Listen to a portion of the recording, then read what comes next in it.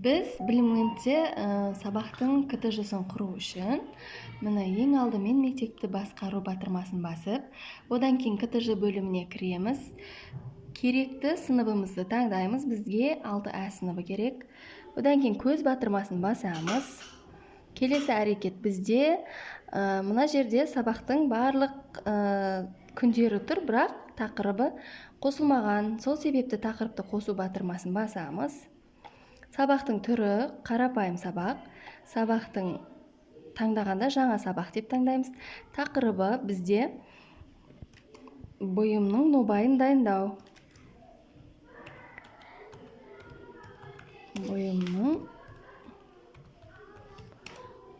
дайындау дейміз. Күнді таңдаймыз. Күнде міне бізге өзі күн қойылып берген. Сол КТЖ-ға қарап, мысалы бізге оны керек. Және де сақтаймыз. Міне сол кезде 10 күнгі сабағымыз сақталды.